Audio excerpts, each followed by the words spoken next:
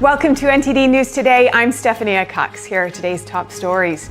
The U.S. says it'll start revoking the visas of Chinese students on national security grounds, and any foreign officials involved in censoring Americans aren't welcome either. President Donald Trump seeking to terminate $100 million in federal contracts with Harvard University.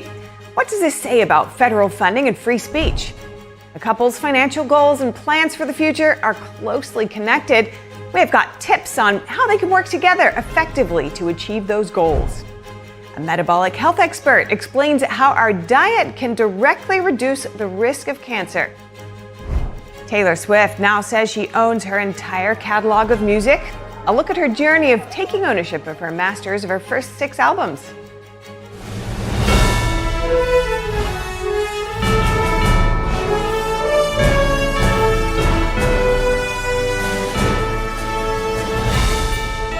This is NTD News Today, live from our global headquarters in New York City. From Pentagon reforms and major COVID policy shifts to high-profile pardons, the Trump administration this week pushed forward on multiple fronts. NTD's Daniel Monahan has this story. President Trump honored Memorial Day at Arlington National Cemetery. This morning we pay tribute to their immortal deeds.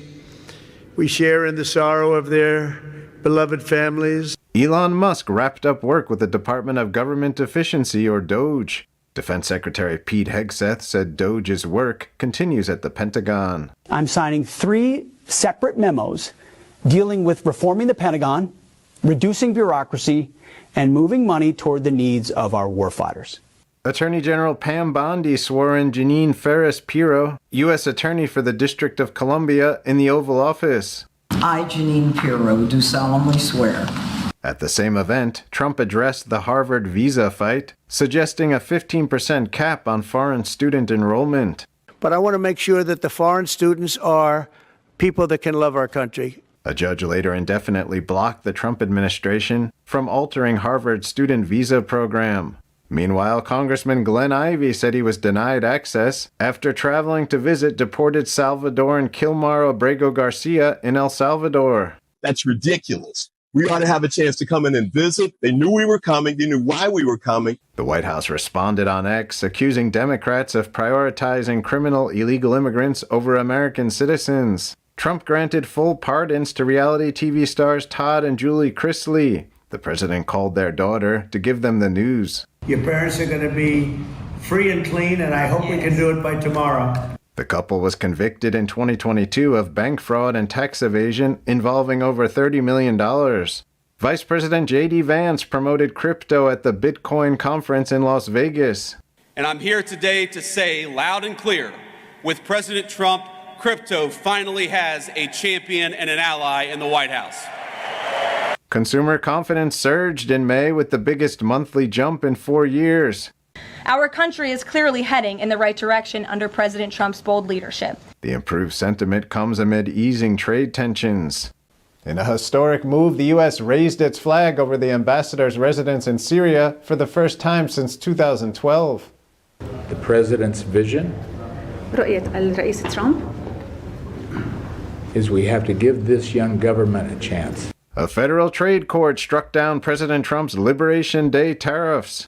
America cannot function if President Trump, or any other president for that matter, has their sensitive diplomatic or trade negotiations railroaded by activist judges.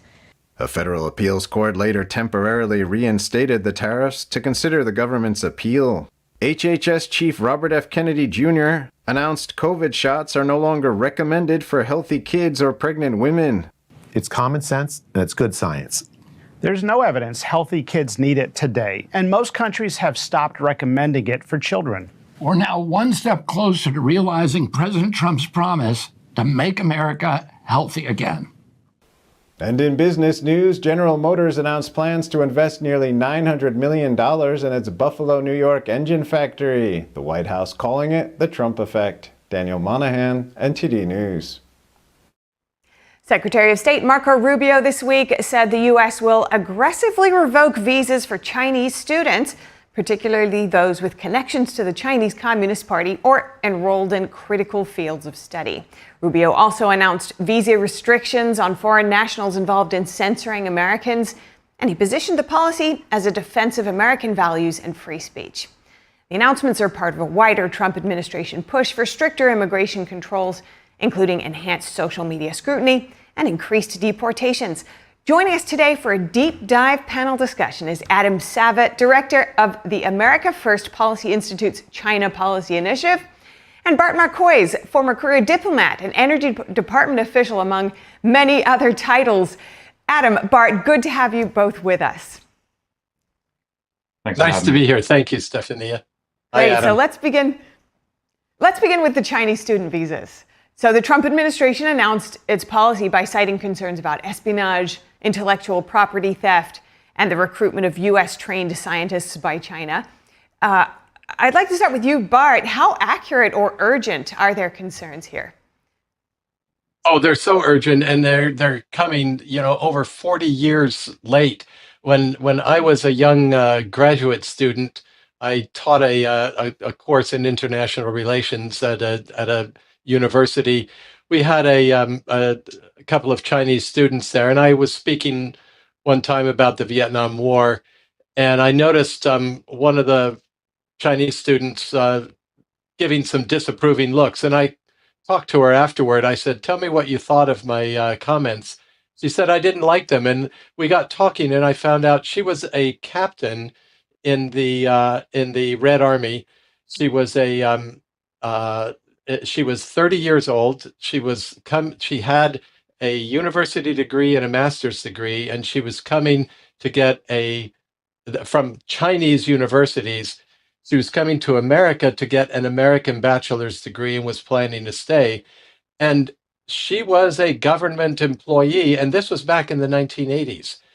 Ever since Bill Clinton was president, the Chinese students have been infiltrating American universities at higher and higher levels. Again, back in the 80s, you couldn't go to the physics lab without seeing the whole lab filled with Chinese students. And they come, they study here, they take their knowledge back, and they use it working for the CCP or for the Chinese military to circumvent American power. And this all comes down to the unrestricted warfare that the Chinese Communist Party has been and is waging against the U.S. In an effort to surpass the U.S. As a global power. But as you mentioned, this has been happening for decades. We're starting to wake up to it, but it's also enshrined in Chinese Communist Party law. Adam, if I could get your thoughts on the laws that drive Chinese students to become a kind of threat that U.S. officials are identifying here. There's one in particular, a national intelligence law that was actually put in place in 2017.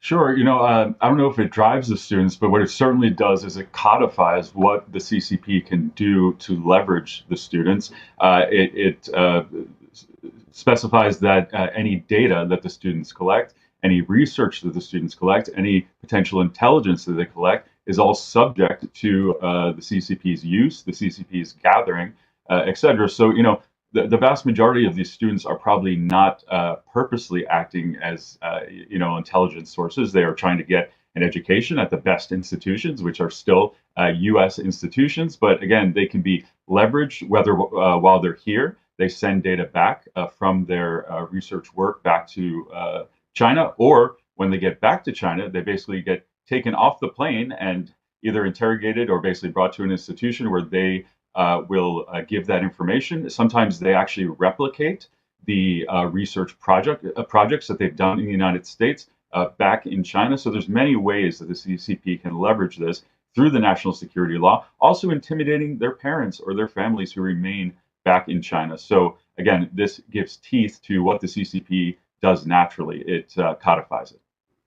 You make such a good point that this really is a regime, right, that's imposed upon the people, and that stretches all across the globe based on their ability to enforce, based on their ties back home or their intentions to come back and other things like that. Bart, an advisor on national security, Casey Fleming, on our evening news program last night, said that the CCP's infiltration of American universities has been, as you mentioned, deep-seated for years, but he said the U.S. would need to go, quote, all the way to the ends of the earth to shut it down. What do you think it would take? Wow. I think what we just saw is the beginning of it, but we also have to stop. We have put a stop to all of the Confucius Institutes on campuses across the country. These are essentially mini spying stations for Chinese intelligence. They're there to monitor the students. Ostensibly, they're there as cultural exchange programs, but they're not. I used to run cultural exchange programs for the U.S. Embassy overseas, and what we did was totally benign. We had libraries, we had English teaching lessons, and we were completely passive. We let people come in to us. The Confucius Institutes serve a double purpose. They also monitor Chinese students who are here, and they actively recruit people to come and work for them. Anybody who's gone to one and gone through their programs must be somewhat suspect. It should be difficult for somebody to get a security clearance who has spent a significant time studying at a Confucius Institute. That's a good place to start. Look at the money that's flowing in. Even some secondary schools, high schools, are getting Chinese money to establish Chinese programs. Wherever you see the money flow, it has to be stopped, it has to be stemmed. And that's what's corrupted Harvard and the other major universities. They're addicted to the money. A wealthy Chinese Communist Party official can send his or her children to the United States and pay top tuition, top dollar, and give all kinds of grants and endowments to the university. All that needs to be cut off. Yeah. Adam, the Chinese regime accuses the U.S. of lacking openness and therefore hypocrisy when it comes to this latest move. That's been a common refrain, though, of the CCP on U.S. restrictions. Do you see this move in any way as contradicting the basic tenets of the American way of life? I would strongly reject that assertion. It's you don't even have to point out the hypocrisy of the totalitarian nature of the CCP, but on the merits, within the United States, we have an obligation to our citizens for openness, for access to education, for free speech. We do not have a particular obligation to foreign students, although it's wonderful to have them, and I think they contribute a great deal, but especially when they're from an authoritarian regime that is openly dedicated to undermining us by all means possible, including through our civil society, our education system, et cetera. We're obligated to try to root out, as Rubio said, specifically at least the CCP members, as well as those engaged in critical fields, because as we've mentioned, those can be leverage. I'd call it an obligation that we need to defend ourselves. And I think it's in the same theme as the trade question, because we were sort of sleepwalking through that for a great deal of time. We didn't really evaluate, is this in our interest, ultimately? And we need to look at the same way at the education system, which again, our obligation is to help and to educate and to better the lives of Americans. If we can do it for international students, that's also great, but not if they're undermining the basics that make that actual system possible. On that parallel, China hawk Gordon Chang this week said that the U.S. has been playing the CCP's game by trying to entice them to the negotiating table, and he's speaking about trade. But if we're looking at it as a parallel, he'd also said that the U.S. should stop playing their game and make them play our game by imposing severe costs. So, Bart, when it comes to this seemingly tenuous, perhaps, moment that we're in with the CCP, tensions rising on trade, also geopolitical ambitions or peace versus ambitions there. What do you think, could these student restrictions impact U.S.-China dynamics, and should we go hard on them? Yes, and yes. And I don't think anybody knows more than Gordon Chang about these issues. He's brilliant and he's cogent and concise. The cutting this off is an important part of cutting off the theft of intellectual property that the Chinese government has been pursuing for decades. As you mentioned, or Adam mentioned, that they're also taking their research home with them. They also use their access as researchers, as grad students, as graduate assistants, as adjunct professors. Sometimes they'll get access to databases of published studies. They use the access to download it wholesale, and take all of that research over there to China. Even things that are restricted, they'll take it there, and they've used it. And again, everything they do is aimed at encircling us and at limiting American power. They expect that the 21st century will be the Chinese century, as the 20th century was the American century. But the difference is, for the United States, the American century was a century of liberty and freedom and expansion of prosperity and rights for the whole world, as we were pursuing American interests. Somehow in the last 20 years or 30 years, we've pursued this globalist agenda, and President Trump is coming back into power and saying, no, we are pursuing American interests. He's not an isolationist president. He is heavily engaged, but by pursuing American interests, he's expanding liberty and prosperity for the entire world. Everything that we're trying to do there, China is trying to oppose us. So yes, we should oppose them in every possible way, and we should continue to expand the America First approach, because that's not just good for America, it's good for the entire world. And on this point of geopolitical ambitions, and particularly China's, U.S. Defense Secretary Pete Hegseth this week said China plans to invade Taiwan in 2027. An advisor on national security, Casey Fleming, I mentioned earlier, said that could actually come in 2026 or even late 2025. How important do you think, Adam, it would be to U.S. national security to clear away CCP infiltration on U.S. soil in the potential scenario of a conventional war with China, which may come if it decides to attack Taiwan? It's absolutely crucial. And yeah, whether it comes in 1 year, 2 years, 5 years, this is a main vector for surveillance and sabotage. And again, we don't have to accuse individual Chinese students of harboring some sort of specific plans. But, we're talking 277,000 Chinese students. So even if a small percentage would be engaged, would be activated even against their will by the CCP to surveil or sabotage, it would be a terrible problem in the first opening days or weeks of a Taiwan contingency. And this is not theoretical. This has happened. Chinese border crossers or other visa holders have ended up on U.S. military bases randomly, sometimes taking pictures, sometimes just pretending they don't know where they are. Specifically, student visa holders, I believe 5 of them, went up to a Michigan military base. And it wasn't just any military base, it was a National Guard base where we are training Taiwanese soldiers. They went up there and took pictures. They claimed that they were Chinese media, but they were just students up there opportunistically, probably taking intelligence information in that way. And that's a vulnerability of military bases, critical infrastructure, think water treatment plants, think electric plants, think dams, etc. Again, we could have thousands of agents that can be activated at any given time. And one of those vectors is through the student visas. And finally, Bart, on this point of student visas and particularly Chinese student visas, what do you expect to see next in the face of potential challenges and this growing tension with China?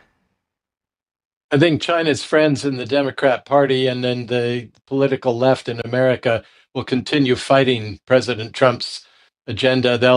They'll continue to use activist judges, but in the end, the administration will win this fight. This is clearly a matter of administrative, executive authority, and it's up to the president and all those who serve him, all those who work for him, to protect Americans from foreign threats. I mean, I would add to the list of sabotage, simple arson. We saw what happened in California. Every one of those fires was intentionally set on a windy day. Imagine what a battalion of military-aged men that have crossed the border, in addition to the 277,000 students, could do with a few blowtorches and a windy day. We face a serious threat, and it needs to be reduced as soon as possible. All right, with that, Adam Savitt, Bart Marcois, great to speak with you both, and thank you for joining us today. Thanks for having us. Still to come, President Trump seeking to terminate $100 million in federal contracts with Harvard University. What does this say about federal funding and free speech? That and more after the break.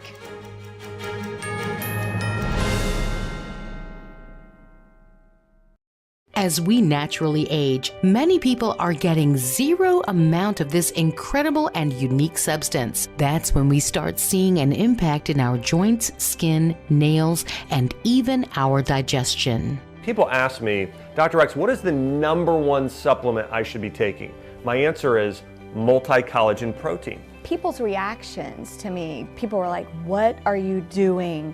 What is going on? You look amazing. You have a glow about you. What makes Ancient Nutrition Multi-Collagen stand out from other brands? 10 types of collagen. It's grass-fed, pasture-raised with vitamin C and probiotics. It's proven to reduce joint discomfort rapidly, continuously, and persistently.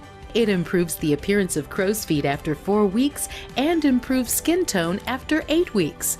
And it promotes hair thickness, growth, and a reduction in hair breakage. It has transformed everything from my hair. Like, my hair was starting to kind of just, come out, and I don't have that anymore. My skin feels amazing. Call the number on your screen and find out how to get a free bottle when you order, plus free shipping and our 30-day money-back guarantee. And as a bonus, we will include Dr. Josh Axe and Jordan Rubin's revolutionary book, Multi-Collagen Makeover, free with your order, plus free shipping and free returns. I have implicit trust in Dr. Axe because the plan worked. I'm living proof of it. This is the collagen protein that is backed by clinical studies. It's what my family uses, it's what I use, and I know you're gonna benefit in a big way as well. Love the results or get your money back. This special TV offer is not available in stores. Call the number on your screen or go online now.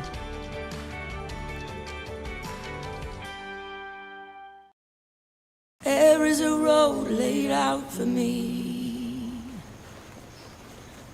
Boxes everywhere, and this is gonna be Addie's room. I think you're really gonna like it. I hope so. Yeah. I know this road is there for me. First night here, but Amy seems cool. The ways down by the river. I am blind, but I need not see. I got this. I know Okay. if I'm really free, take me down to the river and wash me.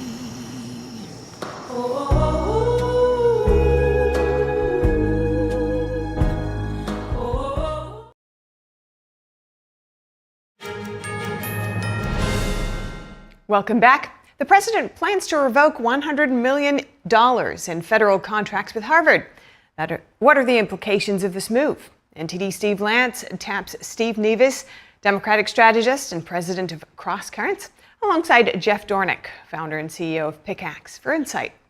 President Trump is moving to end federal contracts with Harvard University, affecting roughly $100 million in agreements. Jeff, let's start with you. How should this ultimately be interpreted from your perspective?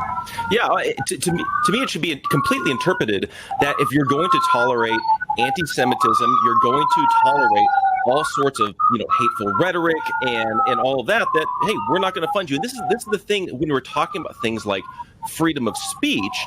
Like, you cannot argue that the First Amendment it requires the government to give money to a university if they are allowing certain kinds of either rhetoric or positions or violence or threats to happen. The First Amendment is simply there to protect speech and to ensure that there's no restriction on speech, but that doesn't mean that the federal government has to fund the speech. And I think that's how it should be interpreted. The beauty of live TV, we heard some sirens in the background. We may hear them again, but that's just what we get when we're doing live television. Lee, we're going to go to you. Has Harvard's resistance to the administration's demands escalated tensions, and do you expect them to continue pushing back? No, look, I think Harvard always knew they were going to be the administration's whipping boy. The administration is going after Harvard for the simple fact that Harvard is seen as the pinnacle of the liberal elite academica. So the administration is going to use them as the general whipping post. Now, if there is a institution that can afford not getting $100 million in government contracts, it's Harvard. I'm pretty sure they can pass the hat around to the next Harvard-Yale football game and come up with that no problem. The problem here is that this is a very short-sighted move, because this very clearly is just because Harvard is seen as a liberal elite university. It has nothing to do with what was going on as far as anti-Semitism. If they really are using anti-Semitism as a prompt, they should be working with Harvard to reduce anti-Semitism. They should be working at all the other universities across the United States of America, Michigan State, University of Illinois, Colorado, UCLA, that had these same type of Gaza-type protests. No, they're using Harvard as a whipping boy. And the problem here is that what is now going to prevent the next administration, if it's a Democratic one, to go to Baylor University, to go to Liberty University and say, we're not going to give you federal government funding and use some policy as a pretext. That's the problem. It's a very short-sighted version of how to do things. Now, Harvard President Alan Garber today acknowledging that the school, Harvard, has issues, but he said that he doesn't understand how the administrations are targeting or acting upon combating anti-Semitism. Lee, help us read between the lines here. What is he trying to say? He's saying that obviously, he understands everything's not perfect at Harvard. He understands they have issues. He understands they probably need to do a better job of making Jewish students feel safe, of cracking down on anti-Semitism. Name me a university that doesn't. Universities are full of very idealized young kids who think the world is just all rainbows and sunshine and that their cause du jour is the greatest cause on the planet. And anyone who's not with them 100% of the time is evil. That's the nature of the university populace across the United States of America.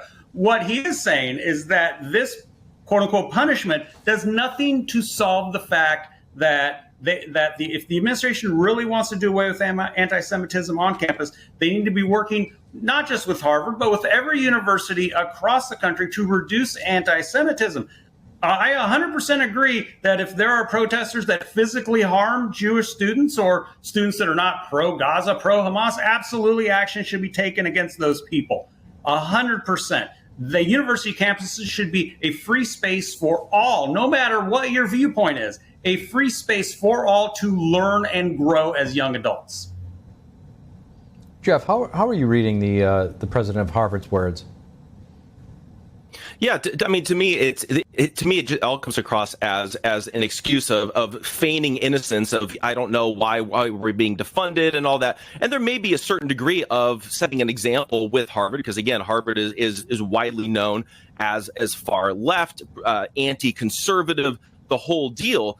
But in all reality, when we're looking at this issue specifically, I think feigning innocence and feigning naivety when it comes to this specific issue, to me, it doesn't read honest. And I think that's the reality of this. When you're looking at what's happening here, they do rely on federal funding for a lot. And I think that what Trump is signifying here specifically is that it is signing to the rest of the country and the rest of the universities, if you're not going to act up and you're not going to shape up and you're not going to deal with this issue, then guess what? We will start pulling your funding as well. So like Lee said, this may be setting an example for everybody else. But if other universities don't follow suit, then guess what? They're going to be defunded as well. Jeff, just a quick follow-up to that. The Harvard president is talking about how he doesn't see how this combats anti-Semitism. However, that's not the main reason for the administration going after Harvard. Homeland Security Secretary Kristi Noem has heavily pointed to the Chinese Communist Party's infiltration and influence on Harvard's campus. How should we understand the administration's efforts beyond anti-Semitism? Yeah, and especially when it comes to the CCP and the way and how much they've infiltrated not just the universities, but almost every aspect of American life. I mean, in all reality, the Chinese Communist Party has influence, whether you're talking about the entertainment industry, media, even politics, education system, publishing, the whole deal. And so this is just one area where I think it's an obvious example because, again, it's in the news. We understand it. It's something that people can resonate with, that no, the CCP is actively involved and has actively infiltrated places like Harvard and other institutions. And so I think that it's very important that we do take a strong stand and, again, set an example. We are not going to tolerate this, and hopefully it'll allow other universities and other industries as well to shape up and begin to separate from the Chinese Communist Party, who is not our friend, but they are our foe. Lee, just switching gears a little bit here, another fan favorite for the good people of Cambridge, Massachusetts, NPR and 3 of its local stations now suing the Trump administration, arguing that the executive order cutting their funding violates the First Amendment. President Trump saying taxpayer dollars should not be going to support outlets promoting liberal bias. What is your response, Lee, to the conservatives who say the outlet doesn't represent their views fairly? I would, to an extent, look, the First Amendment doesn't guarantee that, the federal government is going to fund, live at Kennedy Square and Sesame Street on PBS. It doesn't. The First Amendment says the government shall make no law against. Now, if they're trying to make the argument that the federal government not funding us basically is making a law against, then I guess that's the argument that they can make. What I would argue for conservatives to say that NPR doesn't represent their viewpoints is, look, NPR is funded by the government. They need to lean on their members of Congress to lean on NPR to say there needs to be a little more, political fairness across the viewpoints. Does NPR lean to the left? Yeah, NPR leans to the left. At the same time, do I think we should do away with Sesame Street and Live at the Kennedy Center? No, I don't. I think those are programs that enrich America culturally. Obviously, Sesame Street is something I grew up on. Everybody loves Big Bird. But I think really this is a case of where if they really don't like the fact that NPR leans so left liberally, use the power of the purse. Use the power of the purse to say, hey, NPR, you got to even things out from your political viewpoints. NPR argues the move would force them to tailor their editorial standards to the government's preferences to retain funding. Do they have a point here, or should NPR operate independently?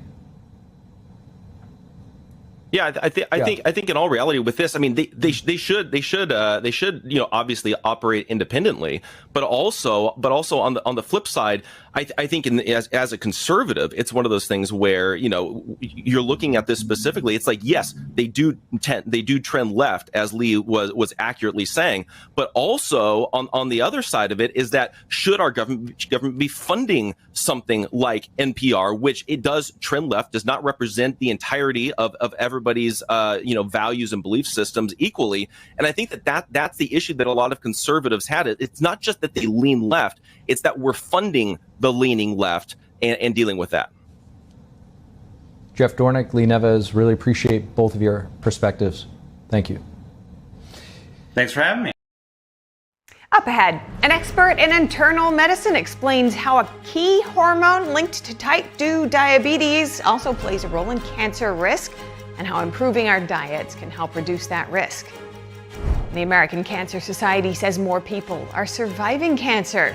What experts say is behind the increase. More in just a moment here on NTD News Today.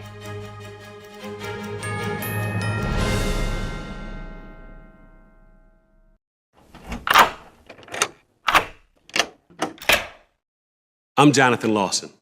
If you're 50 to 85, I have an important message about security. Write down the number on your screen so you can call when I finish. The lock I want to talk to you about isn't the one on your door. This is a lock for your life insurance, a rate lock that guarantees that once you're insured, your rate can never go up at any time for any reason. But be careful. Many policies you see do not have one. But you can get a lifetime rate lock from Colonial Penn. Call this number to learn more. This plan was designed with a rate lock for people on a fixed income who want life insurance that fits their budget and is simple to get. Coverage options start at $9.95 a month, less than 35 cents a day. Act now, and your rate will be locked in for life. It will never increase, guaranteed. This is lifelong coverage that can never be canceled as long as you pay your premiums, guaranteed. And your acceptance is guaranteed, with no health questions. You cannot be turned down because of your health. Call for your information kit and read about this rate lock for yourself. You'll also get a free beneficiary planner. Both are free with no obligation. Don't miss out. Call for information, then decide. Read about the 30-day 100% money-back guarantee. Don't wait. Call this number now. Call now and you will also get this free beneficiary planner. Use this valuable guide to record important information and your final wishes, and it's yours free just for calling. So don't wait. Call 1-800-357-4821 for your free information. That's 1-800-357-4821. There's no risk or obligation. That number again is 1-800-357-4821. That's 1-800-357-4821. 1-800-357-4821. Call now. Being a cowboy, I don't know anything different from when I was 3 or 4 years old. I did tough things. I thought everybody needed to do tough things, and if you didn't, I didn't have time for it. I had a very successful career at a very young age, and life was fast. I was preparing physically. I wasn't doing anything mentally on the inside, and then I got hurt. I wanted to be better as a person, and I really dug into mental health. I start my day with 20-minute workouts. I live life 8 seconds at a time. Horses are so therapeutic. They know what you're feeling. When you're nervous, they're nervous. He won't say it back, but we're pals. I take a lot of responsibility in taking care of my kids, my family, and being there for them. You're gonna have tough days. Everybody does. Find a place to stop and just breathe. Love your mind.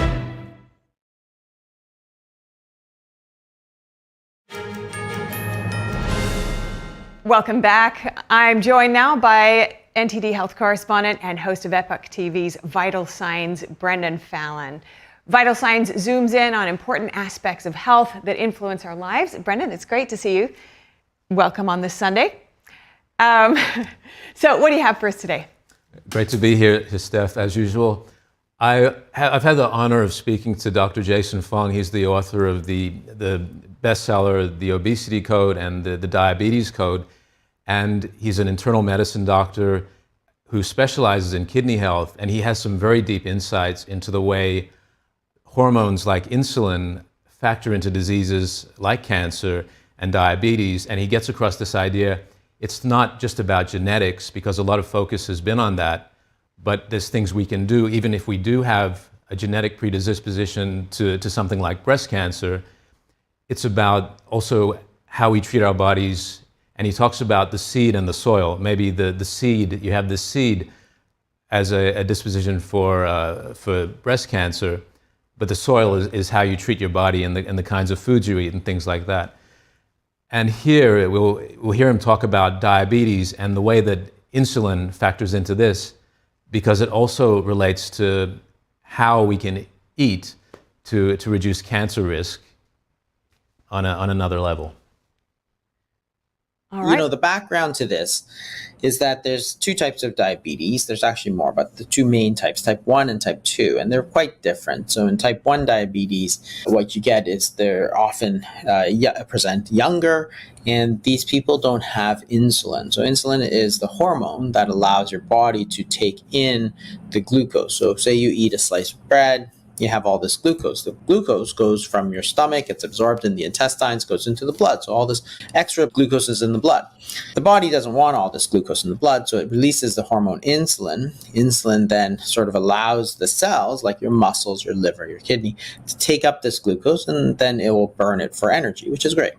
If you don't have insulin, of course, then inside the cell there's no energy, and outside the cell there's all this sort of glucose. So what you have is this state of sort of internal starvation.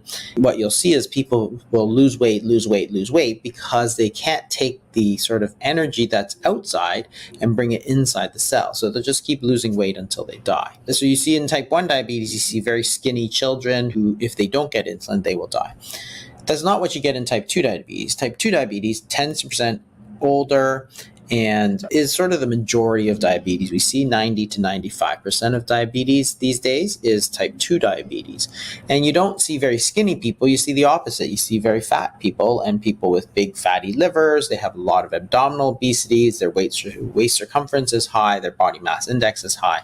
So you see the opposite. You don't see people that are starving as you do with the type 1 lack of insulin. Here, the insulin levels are too high, and there's still a lot of glucose in the blood. Interesting. So if you could break that down for us, the connection here that he's talking about, how does that work? Yeah, this is something that Dr. Fung has spoken about a lot, and in a way it's kind of turning the idea of what causes type 2 diabetes on its head, in that it's not a dysfunction of cells, but that there's too much glucose in the cells, and that's why more glucose isn't able to get in. And insulin is what's getting the glucose into the cells. And he said, he said there in the end, with type 2 diabetes, there's an excess of insulin. Insulin being a growth factor. I see, and there's the connection to cancer, I guess. That's right, Steph. That's where the connection to cancer comes in, because if you have this insulin acting as a growth factor in the body, it can encourage the growth of tumors. Mm-hmm. And next, we'll hear Dr. Fung talk about, again, this idea, we may have in the examples of breast cancer, you may have a predisposition to cancer, but if you can influence the presence of a hormone like insulin, if you can bring that down, then you have a chance of negating that risk, of bringing that risk down. Okay. So you can't just say cancer's bad luck. You have to say, well, what is it in our environment that is feeding, that is leading, that is fertile soil for this cancer seed? And so stopping smoking was a very important thing. But it turns out that the second most important thing, so if you look at the things that cause cancer, you can, do these big studies, and you can attribute risk. And the most important thing is really smoking. But the second thing was actually diet and obesity. By far and away was those two factors were about 30% of cancers, compared to, like 2 or 3% for everything else. And that's all the other things we think about, chemicals and herbicides and pesticides and radon gas and asbestos and all these other things that we think about as carcinogens actually paled in comparison to tobacco smoke and diet. I did understand that diet and obesity were factors in influencing cancer, but I didn't realize how high it was in the hierarchy. Breast cancer is one of the obesity-associated cancers. So as you have more obesity, then the risk of cancer can go up. So if you have that original gene that puts you at higher risk, now, can you go backwards? Can you now affect people so that you don't always have to cut off the breast or, take out the prostate or whatever it is? Can you affect it? And part of it is because insulin is, people who are overweight or obese, they have high insulin levels. For example, that's part of the disease. And the high insulin level acts as a growth factor to a lot of these cells. So if you can then change the diet or change their, weight, which we can, then can you change that risk so that it's lower than before? Right? And that's Yeah, it seems, so much, for so long, humankind has tried to study how to end cancer, but knowing what we know so far, it almost seems like knowing the why and the how could convince people to change their habits and make enough change to their diets, to their smoking habits, say, to reverse potentially or mitigate the risks of cancer. If there's anything more that you learned there that you want to share about how that works or potentially how people can start putting this in practice, that'd be great to hear. Sure, Steph. Yeah, I think it's a very hopeful message, I think, because as you say, this is something humankind has been struggling with for some time. How do we handle this risk? And there's this feeling of unpredictability. Could this happen to me? What can possibly be done about it? And so it's an empowering message that something can be done about it, and the things that are happening in our bodies, we can influence those. We can bring down, for instance, insulin acting as a growth factor that could encourage the growth of tumors by changing our diet. High carbohydrate diet is what's going to trigger more insulin production. So, and this is something Dr. Fung talks a lot about. He's an expert in low carb dieting and also intermittent fasting, which both have the potential to lower insulin levels and thus potentially limit the growth of tumors. Now, for a lot of people, the hard thing might be just literally changing your diet and making it low carb. But for some people that like to go to the extreme, I just putting it out there, this is not a no carb diet, is it? No, and he really delineates the difference between rapidly digested carbohydrates and slowly digested carbohydrates. Yes. And I think generally we're largely suffering from too many rapidly digested carbohydrates that we get in like white bread. It goes through too fast, and it's ups the insulin. And there's a lot that you dug into there with Dr. Fung, and I just want to let our viewers know you can actually learn much more about this from Dr. Fung on what to eat to lower disease risk. Just go to your browser and enter ept.ms/silent sugar, and you'll see more there. All right, and coming up, money is often one of the biggest sources of stress in relationships. Here's some tips to reduce that stress by addressing it at its roots. That and more after this break.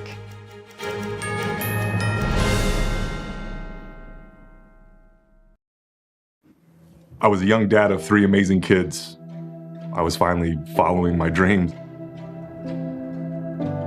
Just when you feel like life is starting to come together, you get kind of hit in the face. I was born with a congenital heart defect and had open heart surgery as a kid. I was supposed to go to the heart doctor once a year, and I finally went. He listened to my heart, and I'll never forget, he sat back and he said, yeah, it's time for open heart surgery, or you risk your aorta rupturing, and that's it. I was scared out of my mind. The night before my open heart surgery, I made a goodbye video for my kids. Be strong. Take care of your mom. I love you guys. Seeing, all the kids hug him goodbye and hoping that they were going to be able to hug him again. I love you. But I did make it, thanks to the work of the American Heart Association. So that's why I'm asking you to join me. Please call now or go to helpheart.org. For only $19 a month, just 63 cents a day, you can help get the next person trained in CPR, get the next hospital certified in high-quality cardiovascular care, as well as fund the next medical breakthrough like these heart valves that helped save my life. When you give $19 a month with your credit card, we'll send you this special t-shirt to show you're a part of our community of monthly donors. I'm most grateful that I get to have a husband that I get to grow old with, and a husband that gets to be there for his children. I believe without the American Heart Association, I would not be here today. If this can happen to me, it can happen to you, it can happen to anybody. Your donation can literally help save a life. Please call the number on your screen or go to helpheart.org now to become a monthly donor. Every day, thousands of kids start vaping. And I can't let this happen to my kid. Of course, it's awkward to talk to kids about the dangers of vaping. Hey, bestie, how's sketches? Ready? It's hard to get their attention. Ready? Go. Yes, look at that. You didn't turn yours over. So if you want to talk to your kids about the dangers of vaping, you have to get it trending. Right, Backpack Kid? Let's do it. First, invite your kid to do the vape talk. Let's try this. All right. Why is he here? Yeah, I gotta get it trending, honey. Come on. To the left. To the right. Let's go.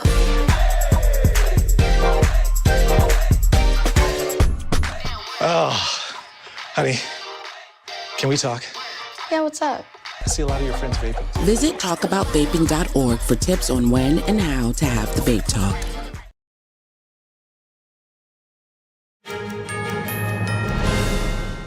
Welcome back. Now, finances can be a sensitive topic to talk about in a relationship, but there are ways that couples can stay on the same page and move forward together toward their shared goals. And we spoke to the founder of Midland Financial, Lawrence Sprung, for money tips for couples. Check it out. Lawrence, money is commonly one of the top stressors among couples. What do you see in couples you work with that lifts that stress at the foundational level? Good morning. And yes, it is a major stressor. And I think one of the most common things we hear about is, should we combine bank accounts? Should we keep them separate? And it's less about, whether you keep the accounts together or separate. It's more about shared values, and really thriving couples are on the same page as far as what they're doing with their money, what their goals are, what their savings plans are. That is far more important than actually where the money sits and who's the quote unquote owner of that account. Right. So how can couples make sure that they're seeing eye to eye and keep communication open on this topic in a way that's not too laborious, but it does build trust, because there's so much that goes into managing money, emotions, dreams, practicalities of it all. How do you recommend from a practical side that people move forward on this?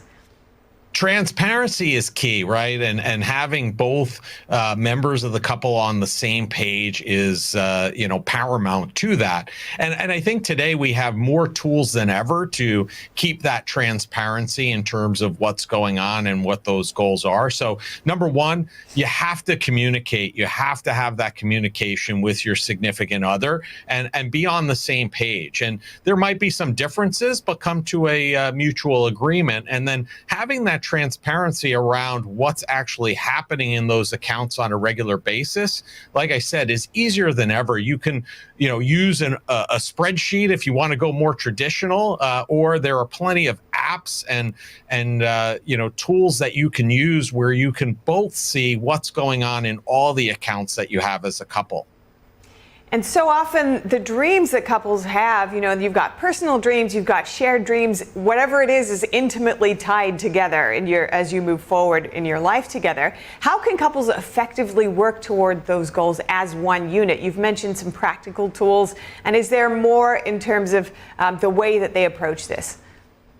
Yeah, again, I think a lot of this comes to communication. It's so important, and I'll probably say that so many times during our conversation today, but ultimately that's typically what causes the friction in couples. It's not necessarily the money itself. It's the fact that there hasn't been communication regarding what's going to be done with the money. So, sitting down often, at least every 6 months, and having a chat about what the goals are. Have they shifted? Things change, plans change, life changes. So it's important that you get a baseline of what your goals and objectives are as a couple, and then revisit that every 6 months. And the fact of the matter is, don't put up a fight about a goal that might be 30 years away, because that might very well change. It may be something that you may say, hey, you know what, I'll agree to that now, but let's revisit that over time. So it's more important that you're on the same page, you have that communication so you can go forward with that. Now, speaking about, dreams 30 or more years away, big dreams take time to accomplish, and often there's a lot of sacrifice involved. What practices will help couples work toward those goals for the long haul? Well, you want to track them, right? If it's not measured, it's not done. So you want to make sure that you're tracking your progress towards those goals. And as you achieve those goals, it's important to celebrate. I think so many people have a tendency of, hitting their goals and then moving on to the next one. I'm even, I even do that myself sometimes, and I don't take the moment to celebrate that goal. But as a couple, if you had a goal that you set 1, 2, 3 years ago, and now you're on the precipice of achieving that goal, it's important to celebrate it and enjoy it and say, is this what we really want? And are we really celebrating this? And if it is, then go for it and move forward. But it's important to have that tracking mechanism and be aligned so that you can celebrate when you actually hit those goals.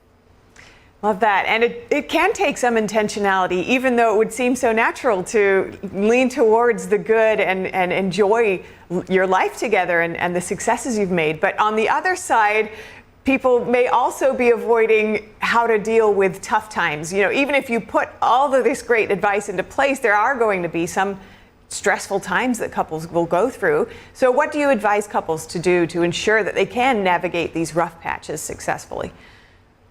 Conflict's going to happen. There's no doubt about it. At some point during, you being together, conflict will happen. But the easiest way to try to avoid that and mitigate that is by having a plan, and having that tracking mechanism and that transparency in those conversations that we've already talked about. Because if you have a plan for when conflict arises, it makes it easier to address in the moment rather than it just coming out of the blue and you both being upset about what's going on. So it's important to have that game plan in place that if and when a conflict arises, how are we going to address that? For example, if you're saving money towards a goal and somebody loses or maybe multiple goals, I should say, and somebody loses their employment or their income goes down, you should have a plan in place. What are the priorities of those goals, and what do we stop funding maybe for that short period of time or lower the funding so that doesn't become a conflict at that moment, and you already have the game plan on how you're going to address that specific situation. Yeah, minimizing those unexpected elements that could lead to more stress and then further conflict. Thank you so much, Lawrence Sprung, Midland Financial. Great to speak with you as always. Thank you. Coming up, Beijing is expanding reach in America's backyard, an examination of the Chinese regime's strategic objectives in Latin America. Stay with us and we'll bring you more news right after this break.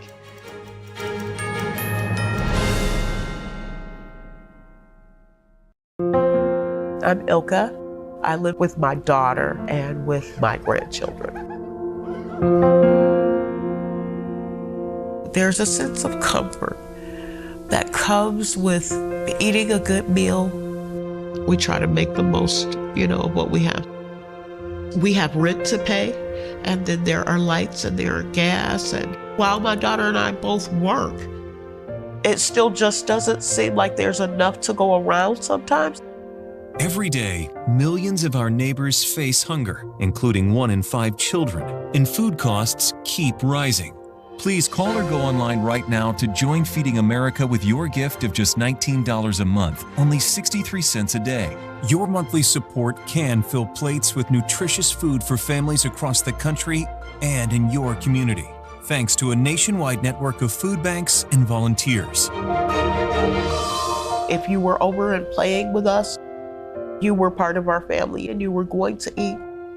A real cook can take nothing and make something. No one should ever have to wonder if they will have enough to eat, and our neighbors are working hard to feed their families every day. Call or go online now. Visit helpfeedingamerica.org and give $19 a month. 98% of donations go directly to help millions of people facing hunger from coast to coast and in your own community. Use your credit card and you'll get this exclusive canvas grocery bag as a thank you for joining hands with people across America to help end hunger. Some of the lessons that I hope that my family will take, it is important to treat people the way that you want to be treated. I have carried on the tradition of loving people through food. Please call right now or go online to make a monthly gift at helpfeedingamerica.org. Your support helps our neighbors bring food home to their families.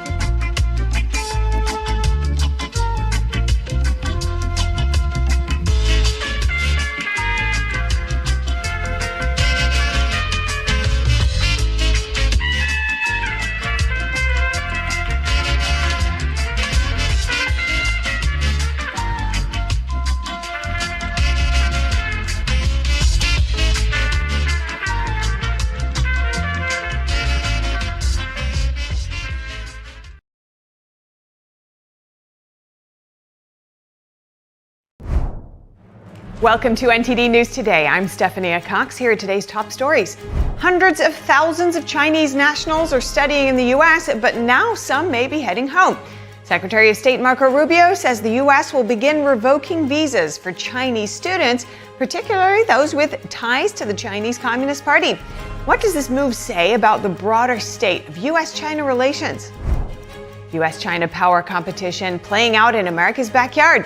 A look at Beijing's strategic goals in Latin America. Texas has passed a new law targeting Beijing's transnational repression, imposing felony charges on foreign operatives. Here's a look at what this move means. $16 billion, that's how much scammers made last year using AI. Here are some ways you can keep yourself and your money safe. And scientific studies show a significant link between obesity and ADHD. New research reveals that the strength of this connection varies depending on the environment.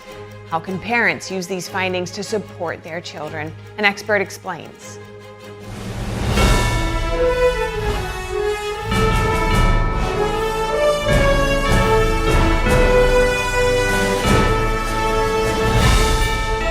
This is NTD News Today, live from our global headquarters in New York City.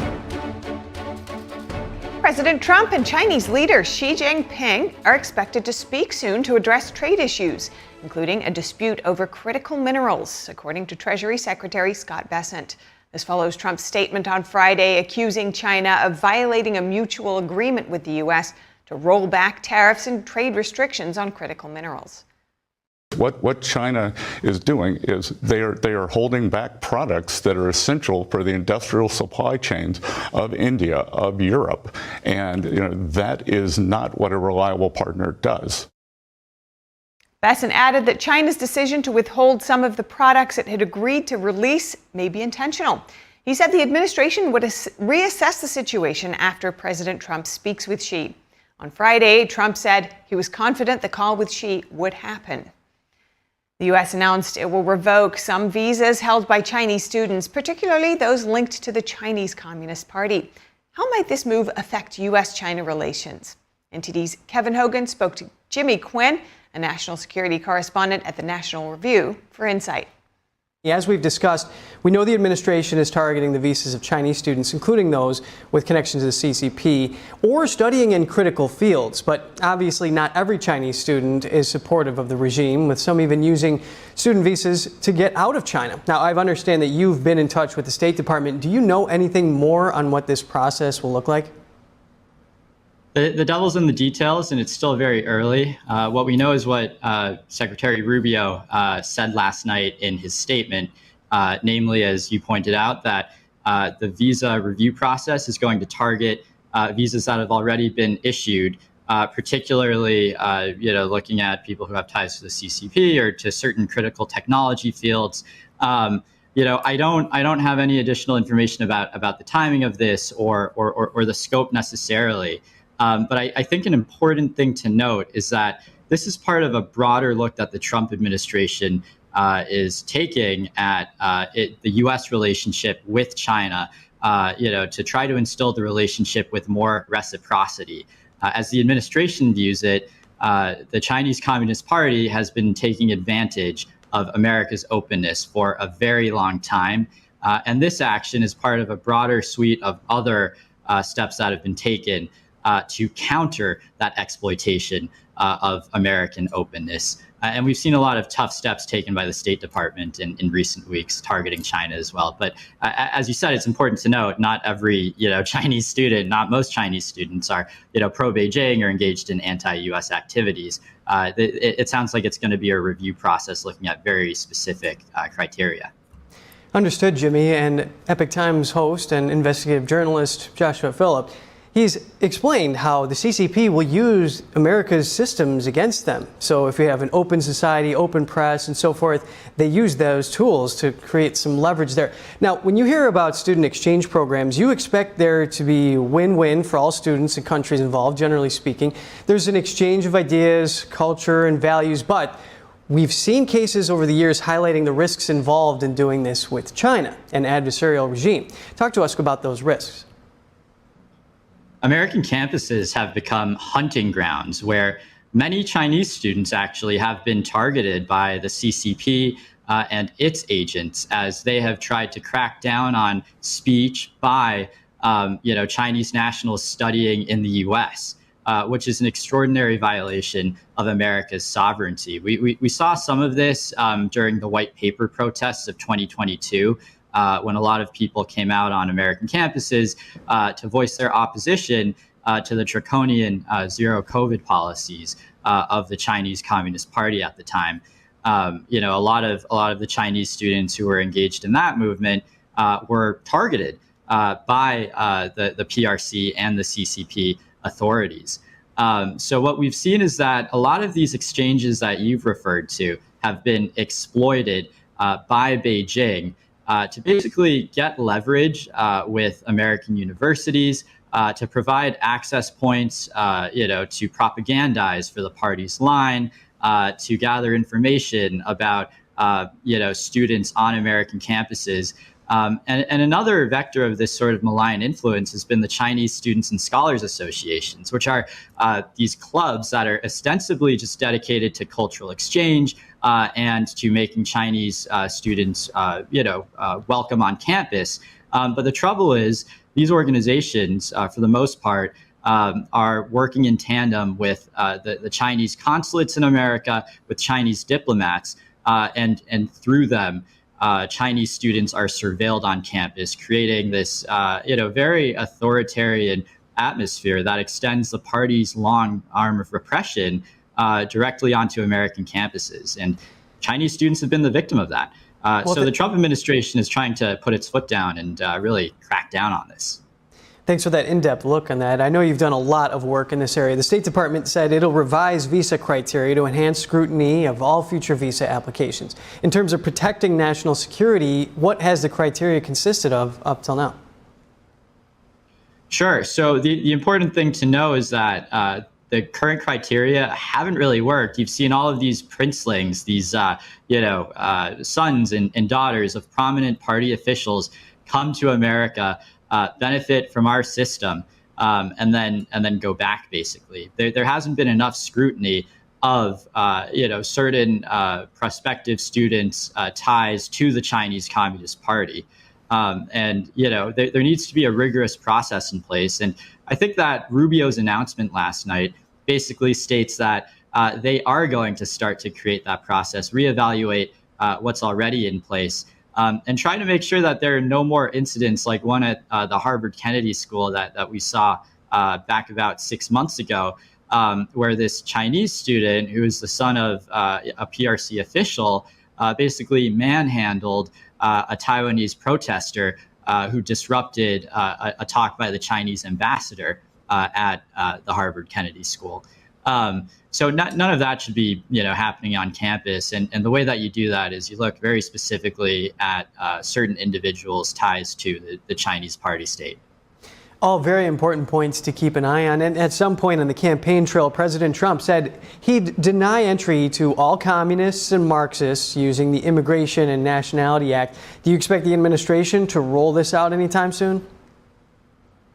I certainly think so. I think we'll see rolling visa restrictions targeting not only students affiliated with the CCP and involved in industrial espionage, but also CCP officials involved in United Front work. That is the CCP's political influence arm. And that's very important because what we've seen even in the first several months of the new Trump administration is that all of these propagandists and CCP operatives who have previously come to the United States have continued to do so. It seems as though they have a standing visa. And so you've seen officials from the Chinese People's Association with Friendship with Foreign Countries, which is an organization of the CCP implicated in that sort of United Front propaganda work. They've come to visit the United States multiple times in recent weeks. So I think that as the State Department continues to review these policies, these old policies, we'll start to see a crackdown on that sort of thing. And you won't have as many United Front operatives coming in. Well, thank you for this very insightful analysis. Jimmy Quinn at the National Review, we appreciate it. Thanks, Kevin. Good to see you. Texas Governor Greg Abbott has signed a new law designed to protect Texans from foreign political coercion and intimidation. The legislation establishes new criminal offenses targeting transnational repression and the unauthorized enforcement of foreign laws. It's set to take effect on September 1st. NTD's Carrie Dunn spoke to Kervin O'Coin to break down the implications. Here's a former lead intelligence, surveillance, and reconnaissance coordinator for the U.S. Army, and he's also the host of the podcast This Week Explained. Always good to see you, Kervin. Thanks for joining. What's unique in your mind about the tools that this law provides Texas to protect its own citizens? First of all, absolutely a pleasure to be here talking to you again. I would say what this does now, because the FBI has been doing this since, I think, January of last year. So that's on a federal level. This kind of came about with the police stations that were being built up by China in various large cities. So that was on the federal level, but they were obviously not doing enough to scope down to the actual cities and communities that are affected by this. So what this does is opens it up to local law enforcement to enforce these laws and enforce our First Amendment rights as U.S. citizens, and those who come here and become U.S. citizens to continue to practice those First Amendment rights, whether you're talking about China or whether you're talking about countries like France and the UK. You should be able to, in the United States, talk about any administration around the world without them having that long arm that can actually arrest you or deport you back to their country and face the laws that they have. Now, Kervin, what specific actions does this law target, and which foreign actors or entities does it address? Yeah, so this is coming in to stop what is called, the repression of certain voices within the United States, and these are people who who the CCP considers dissidents, or those that have left and gotten diplomatic immunity, maybe in the United States.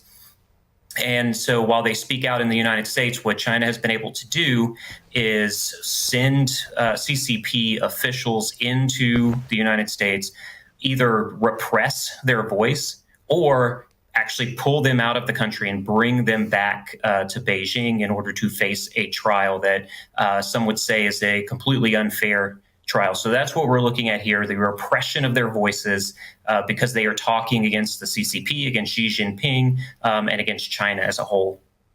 Now, that seems extraordinary for China or any other country to be able to send their operatives into our country and forcibly remove somebody from the protections of the U.S., somehow get them onto a plane and bring them to face, court proceedings in another country. So I guess my question is, how pervasive is this problem really? I don't know if wouldn't use the word how pervasive it is, but it does go under the radar, but it is happening. Like I mentioned with the police stations, we had one in Times Square in New York City, and these police stations were built up, and we found out without the knowledge of the U.S. government or without the knowledge of the local community that these police stations were actually Chinese officials who are Chinese security agents into the U.S. who were then going and finding dissidents, finding the families of dissidents, grabbing them, arresting them, and then putting them on a plane and sending them over to China. So how pervasive is it? We're not talking about, tens of thousands of people, but I would say even a dozen people, that is incredibly scary for any family. And just what we're doing right here, what are the limitations of me talking to you and talking against the Chinese Communist Party? These are the answers that we need from this administration and the U.S. government. I am very glad to see that Texas is actually taking the initiative in here. They are leading the way on this because, I've seen reports that in San Francisco, this is not happening because the local level officials have no authority to do this, and the FBI is not going in and trying to do this. And there are a lot of people very worried that they are going to be the next in this campaign. Yeah, the concept of a foreign police station operating covertly in some place as iconic as Times Square really does illustrate the problem. Do you see other states following suit? Yeah, absolutely. I do think so. And look, this is, I grew up in Louisiana. I went to Texas a lot, and I've always seen that Texas usually leads the way on these kind of things. I can see, especially a state, let's look at Florida. They are very heavily in approval in the Trump administration, what the Trump administration's doing. This is sort of something that the Trump administration has been warning people about, the pervasiveness of Chinese officials within the United States from a national security perspective. So I could see Florida moving next. And if Florida does that, you're talking about the entire South. We're going to go Georgia, Alabama, Mississippi, Louisiana, that entire Sun Belt could then move along. But what we're going to see now is how is this implemented come September? We'll see what Texas does. Is it successful? If it is, I do believe more states are going to do this, especially within the new year. Now, you had alluded to a gap between the federal police efforts and what needs to happen at the local level. As we finish up, Kervin, can you share your thoughts on Marco Rubio stating that there will be a revocation of Chinese student visas in both suspected ties to the CCP or in critical areas of study? Yeah, absolutely. Look, we've got a problem here.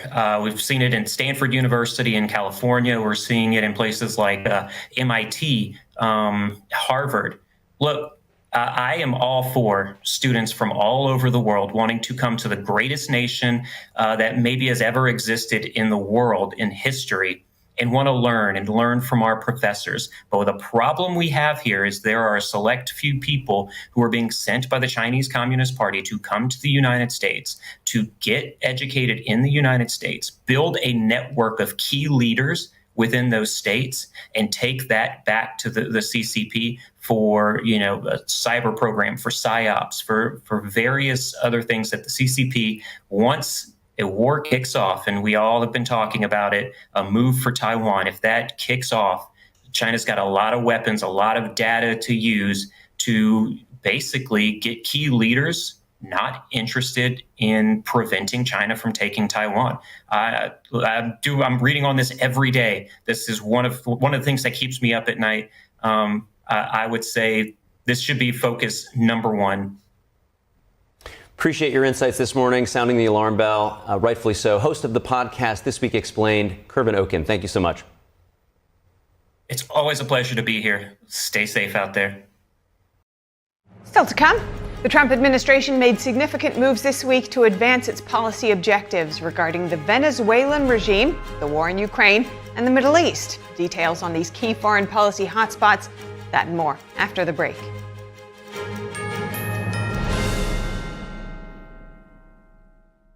If joint pain from aging is slowing you down, Omega XL can help you get back in the saddle, just like it did for John Walsh. Today I'm here at my ranch exercising some of my polo ponies. Got to be really fit to ride these horses. So as you get older, it gets tougher. I was starting to suffer some of that business. And then I ran into somebody who said, look, you should try Omega XL. And look what it's done. I feel better than I've felt in the last 30 years. I'm Revoke Walsh. I'm John Walsh's wife. I ride fox hunters, and sometimes I'm in the saddle for 3-5 hours at a time. A lot of work out here.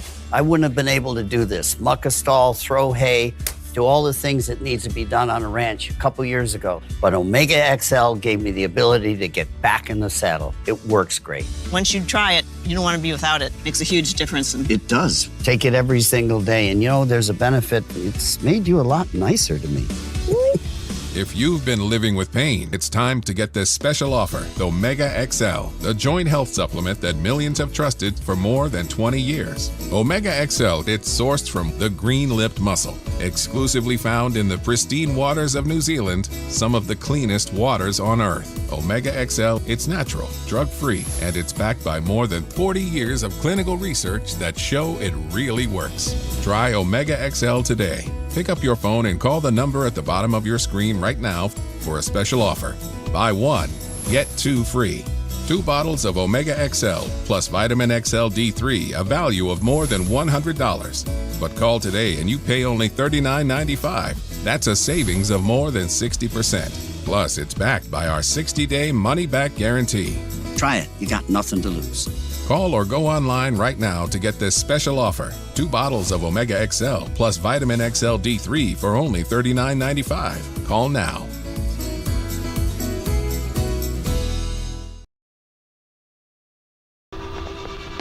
Being a cowboy, I don't know anything different from when I was 3 or 4 years old. I did tough things. I thought everybody needed to do tough things, and if you didn't, I didn't have time for it.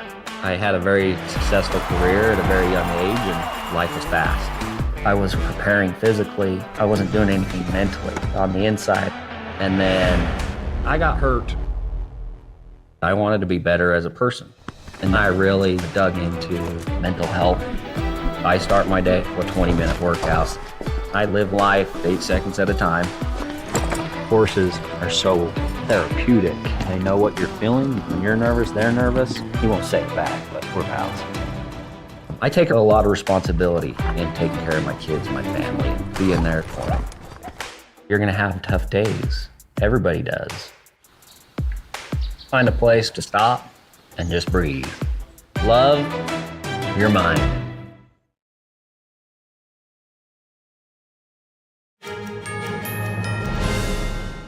The Trump administration is managing a variety of hot spots around the world. Our Washington correspondent Louise Martinez breaks down the White House's actions concerning the war in Ukraine, the Middle East, and the Venezuelan regime. The Trump administration had a busy week advancing its policy priorities to counter the Venezuelan regime of Nicolás Maduro. We know that this week, the U.S. State Department placed a level 4, that's the highest level, travel advisory warning U.S. citizens not to travel to Venezuela under any circumstance. And that is because the Venezuelan regime is the regime around the world that has the most wrongfully detained U.S. citizens. At least 8 U.S. citizens are being held captive by the Venezuelan regime. This week also, the Supreme Court allowed the Trump administration to end the temporary protective status of at least 350,000 Venezuelans. That will help the Trump administration in its efforts to deport Tren de Aragua members. And also this week, we know that the Trump administration allowed for the oil license that Chevron had to operate in Venezuela to expire. This was a Biden-era license that allowed the Venezuelan regime to receive between $4.5 and $5 billion worth of revenues. All of these actions are geared towards countering the narco-terrorist activities of the Maduro regime in the Americas.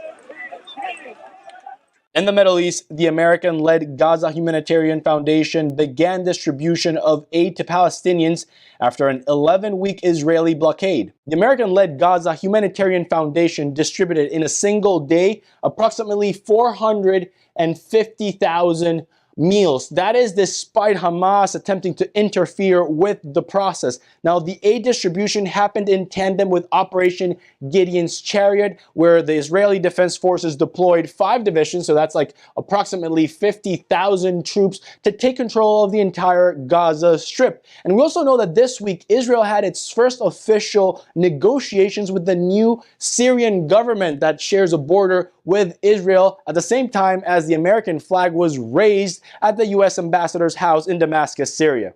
And on the Ukrainian front, the Russian military launched this week the largest ever drone attack in recorded history with 355. That's 355 drones swarming Ukrainian air defense systems in a single night.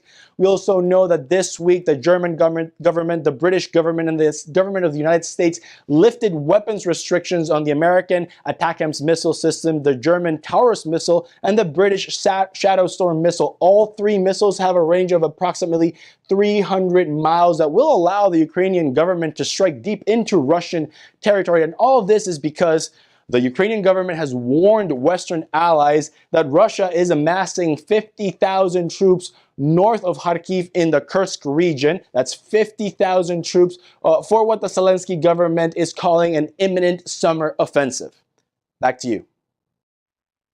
China is expanding its economic and diplomatic influence in Latin America. Speaking at a forum for Chinese and Latin American leaders in Beijing, Chinese Communist Party leader Xi Jinping emphasized partnerships in trade, technology, and infrastructure. Xi aims to position trade with China as a key means of diversifying supply chains away from the United States. A key move includes a new $9.2 billion Chinese yuan-dominated credit line for Latin American and Caribbean infrastructure. This is to encourage reduced dependence on the U.S. dollar. Trade between China and Latin America has surged, surpassing $500 billion last year. While Chinese exports to the U.S. have fallen sharply due to tariffs, exports to Latin America rose. Beijing has since moved to begin initiatives to increase its political sway over the South American continent and the Caribbean. What are some specific examples of Beijing's increased presence in Latin America? And what are the Chinese Communist Party's strategic goals in the region? NTD's Kevin Hogan taps Marcos Chatgas, editor-in-chief of the Epoch Times Brazil, for insight. What are some examples of Beijing's increasing presence in Latin America? Thank you for having me. So, we can go over the continent, be it AI and 5G infrastructure. In Brazil, Huawei is basically dominating on 5G infrastructure. If you get to Argentina, we can talk about PLA, that's People's Liberation Army, China's military. There's basically a space base run by the PLA in Argentina. If you go to Ecuador, you will see that the loan deals and the infrastructure projects basically created a debt trap for the country. If you go to Peru, you will have the Chancay port, a huge port built by CCP-linked entities, which can actually have double military-civil use. This means that in case of a conflict or of the need of military activity, the port could also serve that purpose. And even in Cuba, few hundred miles from the U.S. coast, just next to Florida, less than 200 miles, you also have PLA-linked structures. So if you go over the continent, 30R, even with the southern border and fentanyl, that's heavily linked to the Chinese Communist Party and the way China has acted with Mexico. And Marcos, to your point, analysts say that the CCP rarely or never does anything solely for commercial purposes. It serves that dual purpose for military aspects. So what is your biggest concern for China's increasing presence there? Okay, so there are a lot of things that are of concern, but especially now when we talk about the recent China visit by Latin American leaders and about Chinese loans, I think that's a key area of interest for people to be aware of. It's not only about the amount that's loaned. China is the world's biggest lender, especially to third world countries, largest in the World Bank, you name it. But when we think not about the amounts, but the way that the loans are made, that's where we can get a lot of things that are of concern.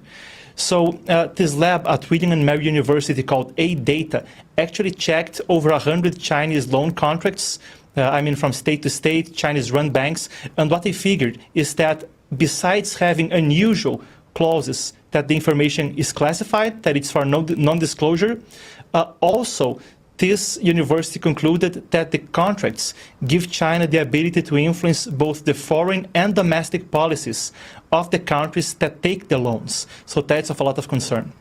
Yes, definitely. And that concept of debt trap diplomacy, in which China would give a country a bunch of money to build a port, and then when they can't pay it back, then they just take the port. That's also surrounding this. So what are China's strategic goals in the region?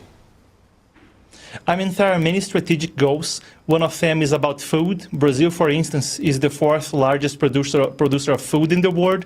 So guaranteeing food for the Chinese population is one of them. Then, of course, other resources, especially when we talk about mining, iron ore coming out of Brazil, copper coming out of Chile, lithium coming out of Bolivia, Chile, and Argentina. Lots of natural resources, so that's one concern. But then with everything we've seen around the Panama Canal, there's also the strategic concern. So I'll talk about it in two brief points. Shipping lanes, when we talk about the Magellan Strait at the southern tip of Argentina, and the Panama Canal, those are two key choke points where the Chinese Communist Party, if having enough leverage, if having the right things in place, could, in theory, bar the American military from going to the Atlantic to the Pacific. Think about that in the case of a conflict with Taiwan. Second point, also, they could use Latin America as leverage to create a threat in the U.S.'s near abroad. And that's not that far off. Of course, we've seen Russia do it before the 2013 invasion of Crimea, even the 2008 invasion of Georgia, and the recent 2022 invasion of Ukraine. We've seen Russian emissaries go around Venezuela, Cuba, Nicaragua. Those are all very CCP and Russia-friendly countries, which were very close to the past century's communist movements. So they have been used to create leverage in the U.S.'s near abroad, right next to the U.S. border. Understood, Marcos. And going back to your previous point, expanding on that, China has sought to expand the supply chain surrounding critical minerals, lithium, and so forth. And it even has a lock on these rare earth minerals processing. That's 90% of the world's processing that takes place in China alone. Now, did China's outreach to Latin America have anything to do with recent U.S. tariffs? I mean, I don't think they're specifically directly connected, but I think China is leveraging this moment to expand an ongoing process. So if you go back to 2004, China was not the largest trading partner of almost any country in South America. When you get, especially to 2009, which was a tipping point, but to nowadays, I mean, except Mexico and a few other countries in the whole of Latin America, China is basically these countries' largest trading partner. So what's happening right now is not, a tipping point, not something new, but it's deepening, it's furthering a process that was already ongoing. When we talk about the tariffs, China definitely sees Latin America as not only a key partner in terms of where to ship their supply chains to. Without the U.S. market, there's basically no way that China can deal with its overproduction of consumer goods. Even in the home market, there are certain nuances to that. So Latin America is a possible destination for at least part of that, despite being incapable of absorbing the whole production. And they can also leverage anti-U.S. sentiment in certain cases with the tariffs to further their influence. Thank you for helping us interpret some of that trade data top lines. And what are the risks of China's Belt and Road Initiative to Latin America?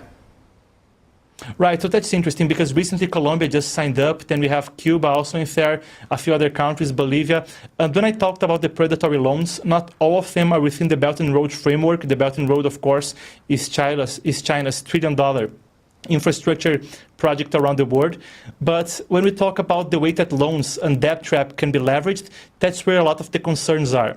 So despite the fact that China is also benefiting with the construction of infrastructure, which can be used for dual military-civil use, can be used to create leverage, can be used to further China's footprint, also, normally those infrastructure projects are constructed with Chinese loans.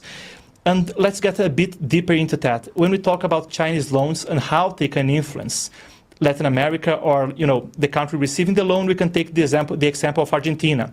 I mentioned before there's a military-run space base in Argentina, PLA-run base. And Mauricio Macri and Susana Malcorra, previous president and foreign minister, were very disturbed by the fact that Argentine authorities didn't have full access to this PLA-run base, despite it being in their own country. And when they asked for a review of the terms, the Chinese ambassador basically told them, okay, no problem, but we will have to review every single loan China is making to Argentina. So that's just a very specific thing. It's what they call, how would I translate it? Basically cross-canceling. I guess that's a good translation. Cross-canceling clauses. It means that to affect one deal, you have to affect all others. And you quickly see how with infrastructure, roads, railways, strategic projects that can create huge leverage. Nobody wants to cancel them out. They're long, they're expensive to build, it takes a lot of years. So it really creates a delicate strategic situation for the host country. Well, thank you for helping us navigate this very complex topic. Marco Schottges, we appreciate it. Thank you for having me. Coming up, scientific studies show a significant link between obesity and ADHD. New research, though, reveals that the strength of this connection varies depending on the environment. So how can parents use these findings to support their children? An expert explains after this break.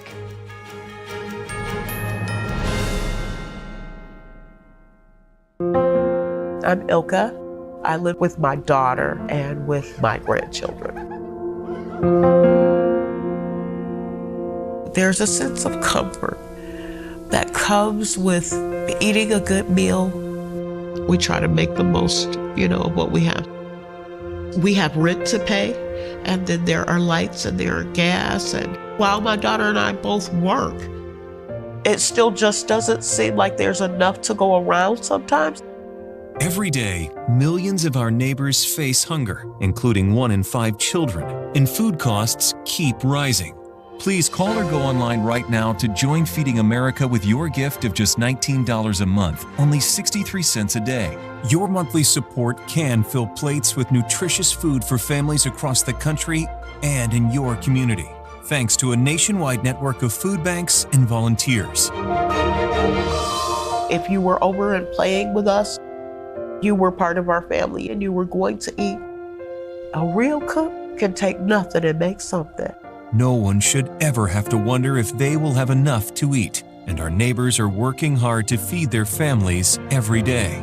Call or go online now. Visit helpfeedingamerica.org and give $19 a month. 98% of donations go directly to help millions of people facing hunger from coast to coast and in your own community. Use your credit card and you'll get this exclusive canvas grocery bag as a thank you for joining hands with people across America to help end hunger. Some of the lessons that I hope that my family will take, it is important to treat people the way that you want to be treated. I have carried on the tradition of loving people through food. Please call right now or go online to make a monthly gift at helpfeedingamerica.org. Your support helps our neighbors bring food home to their families.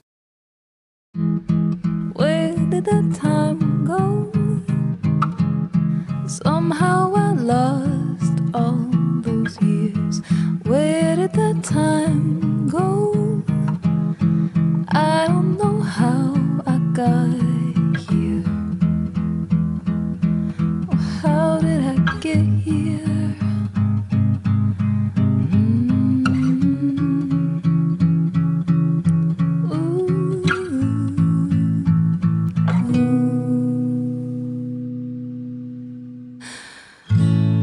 I can see now. You've done the hard part. You quit smoking. Now do the easy part and get scanned for lung cancer. If you smoked, you may still be at risk, but early detection could save your life. Talk to your doctor and learn more at savedbythescan.org.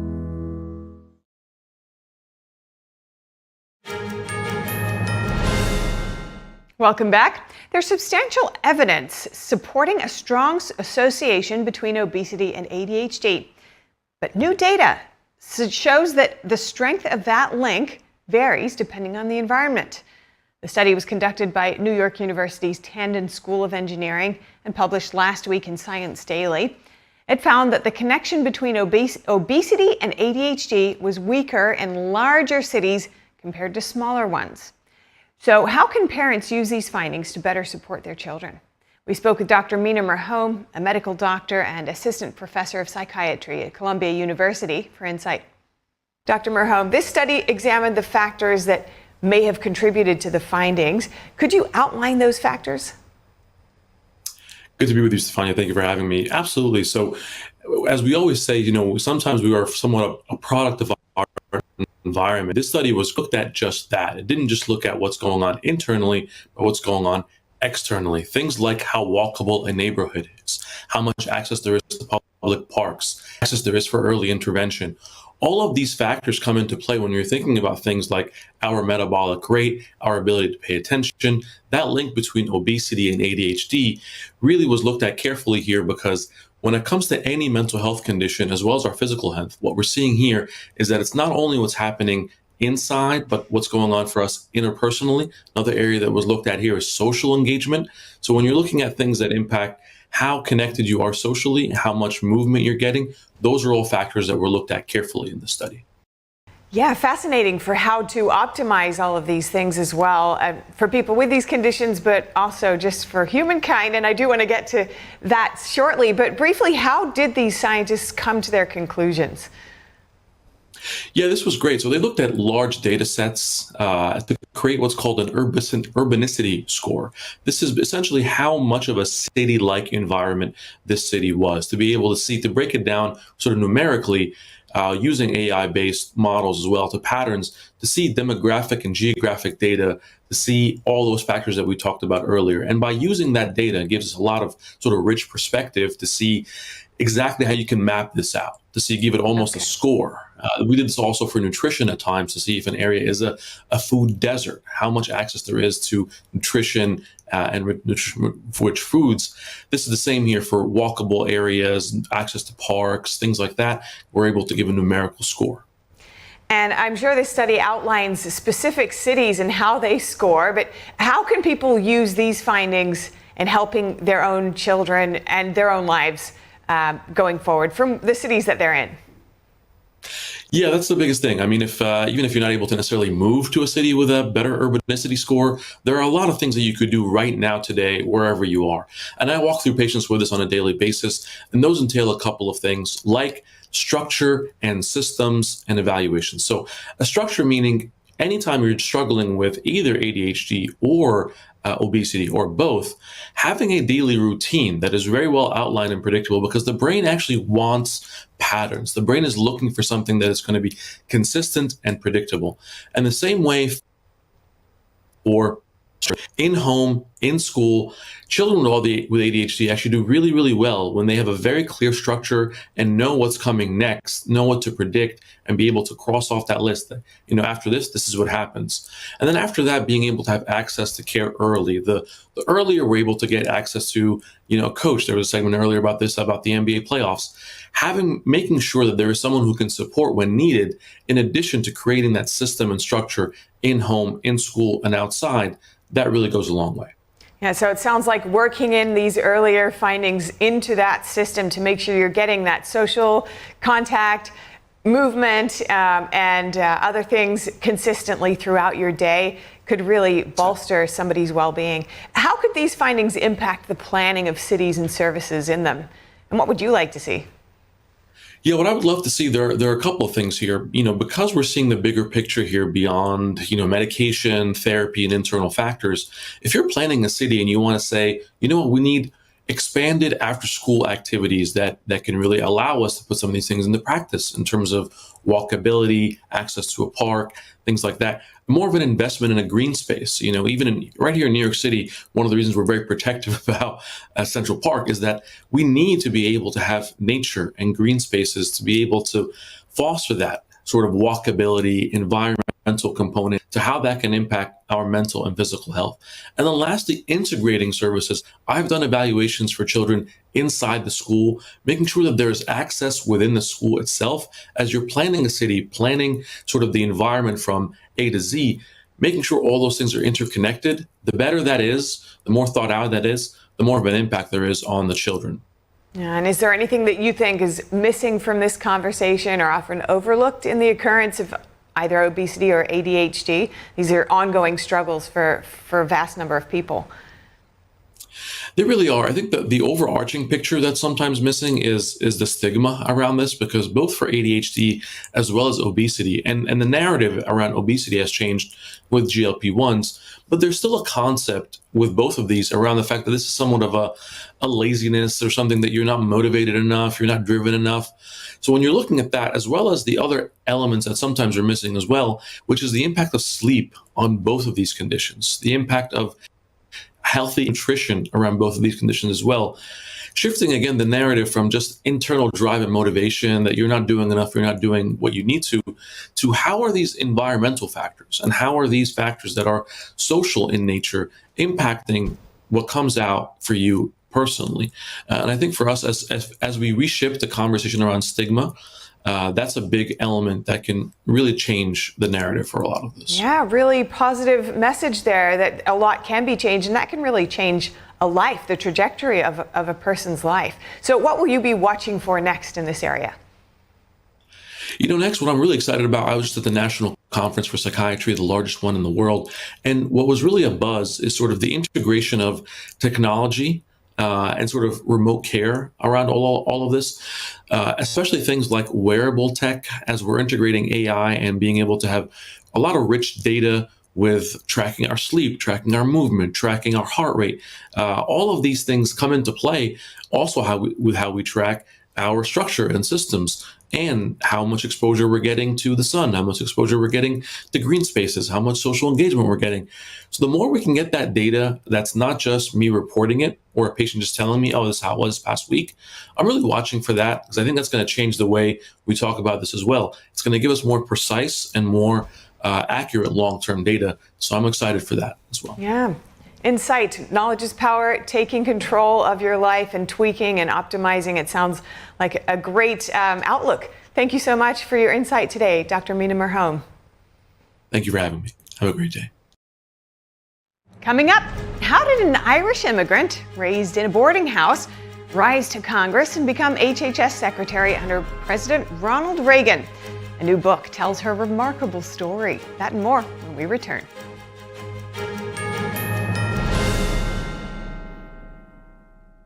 Supermodel Cindy Crawford doesn't just walk the red carpet, she rocks it.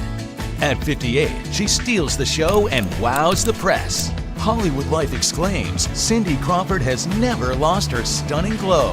While Page 6 raves, she's still as gorgeous as ever. What is Cindy's secret? It's meaningful beauty. And now with new advanced formulas, it's better than ever. Watch as the appearance of lines and wrinkles are diminished in just weeks. It's no wonder everyone's talking about meaningful beauty. My makeup artist said, your skin has been looking great lately. What products are you using? And I said, I'm using Meaningful Beauty.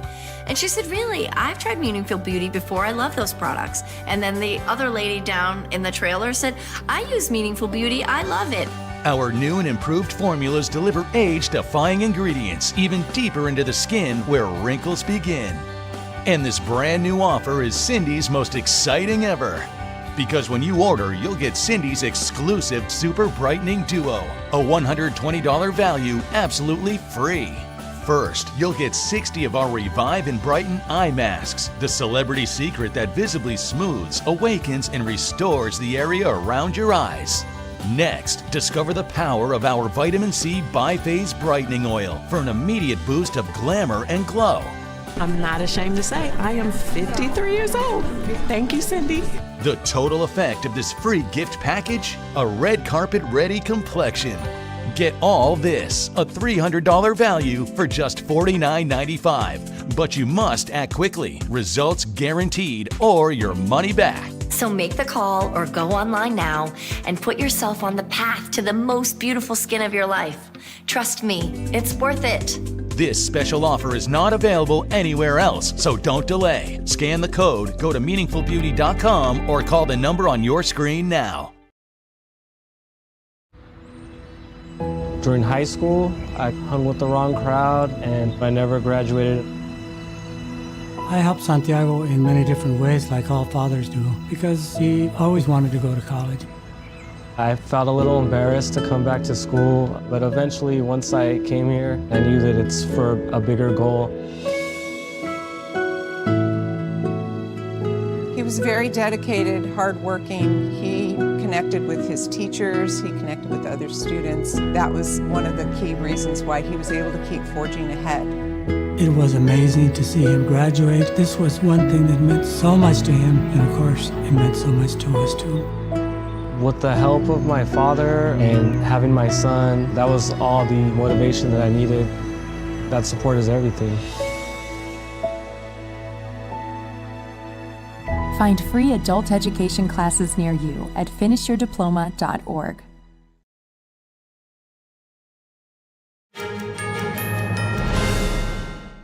An Irish immigrant raised in a boarding house became a congresswoman and Health and Human Services Secretary under President Reagan. A new book chronicles the life of Margaret Heckler. For more, we talk to her daughter-in-law and the book's author, Kimberly Heckler. Kimberly Heckler, thank you so much for sitting down with us. Thank you, Steve. It's really an honor to have you with us. It's a remarkable story, the book that you've written here about your mother-in-law. Tell us a bit about her, Margaret Heckler, and what inspired you to write this book. I was inspired to write the book because the story has never been told. And she achieved more in one lifetime than most people.